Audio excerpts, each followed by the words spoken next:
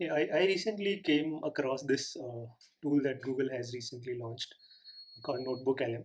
It has like a lot of use cases. As you can imagine, what it lets you do is you can upload a PDF or a link or copy the text and all of those things, and you can ask the question on that. And then it lets you do like lot many things. There are like a lot of use cases for this kind of tool. This is the kind of capability that is getting released from like multiple LLM providers and all of those guys. But specifically, if I kind of talk about how we can leverage the tools like Notebook LM for preparing for the system design interviews and all of those things, especially around like when you want to work on your fundamentals, want to understand a lot more about the lower level details and all of those things. This kind of tool would be much more helpful. Let me give you an example how it could happen. So let's just kind of quickly start. Let's call it a system design notebook.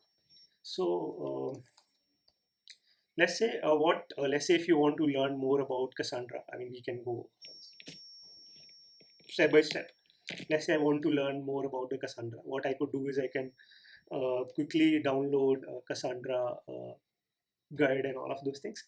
One way is you can go through this 300 pages long book in detail, spend like weeks, get to know about it, or maybe like you could be a little bit more.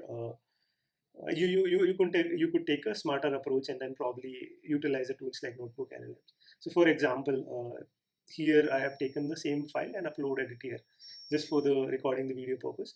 I've kind of uploaded these already, but this is the file that is it. So let's say I've selected this as a source, and I'll start writing as maybe like explain how the gossip protocol works in Cassandra, right?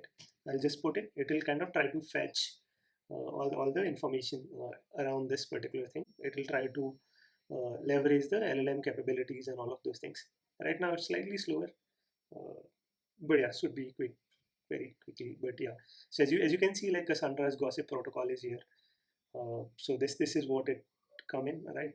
I can actually see the source guide also, like what it is referring to. I can actually go to those specific places and whatnot. And it's not just the right. This is what it is bringing in. If I want to go more in detail, I could do that. It is actually doing like suggesting you some more questions. How does Cassandra achieve fault tolerance in architecture? What is the main difference between, let's say, Cassandra data model and traditional relational database model? These are the kind of questions that you typically get or you have to answer during your deep dives or during the system design interviews. So it will fetch all of this detail. You can kind of go through it. You could ask it further more questions and whatnot. Similarly, like let me just close this one so that I can come here. How does the hinted handoff works in Cassandra, and what's the value add for this, right? I mean, just so that you want to know, like intent handoff is like when it kind of helps Cassandra make sure that is available, even if some of the nodes are momentarily down. In that case, the writes wouldn't fail, rather than the node which is orchestrating the writes could store those writes with them and as a hint, and then when the other node comes up wherever it is supposed to go, it will kind of do that. So hint add, Cassandra value add, it kind of gives you all of those things, right? Similarly, let's say here I have this another book called Data Intensive Application, like really good book, and then I have a Kafka book also. So I could ask maybe, let's say, just uh, tell me how does Kafka handles large stream of messages. Okay, right, something of that sort. So I kind of loaded all of these sources. It will try to answer it from the Confluent Kafka definition, and you could kind of ask more and more questions and all of those things. It is how, and it is kind of the good thing is it is kind of providing all of those references. If you want to go in detail, you could kind of do that. So this is how you could kind of utilize it. Even like you can dump in some public resources and all of those things, start asking the questions, or start it to kind of design certain things. So this is what it is, and then basically like you could kind of either put a Google Drive link or a website link, maybe paste something, or even like upload certain PDFs and what. right? So this is what you could do, and this, like, it provides like 50 sources, so you can probably put an entire encyclopedia in this particular thing. It's really, really helpful. That's one thing. And then the second part is like it kind of provides you this really good to use things where basically like this message party sealing and all of those things. I could kind of take a note, different use cases where I could use them, right? Something of this sort. It will try to fetch some information from internet, but mostly would rely on the sources that are there. But instead of going through all of the things, right, you could kind of ask it further. Do use it. I think it's a good tool which gives you a lot of things, and it kind of gives you a lot of examples also what you could do. Right, there are multiple things.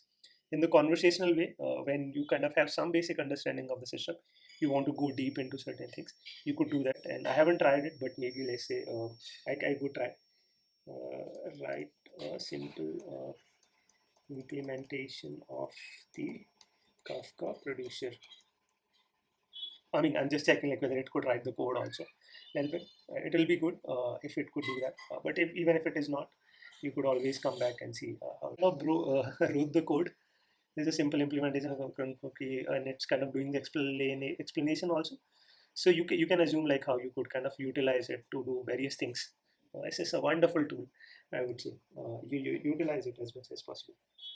In the upcoming videos, I'll explain the design of how you kind of build a AI assistant, like RAG-based AI assistant, where it is instead of like the LLM that has learned from the public information, you could pass in your proprietary data, proprietary context to the model, and it can help answer the queries from those sources, or even, yeah, I mean, to do a lot more those things. And that architecture is called RAG architecture, retrieval augmented generation. So I'll kind of discuss the entire, like the full design of how you kind of build systems like Notebook, LM, Chat PDF, and all of this.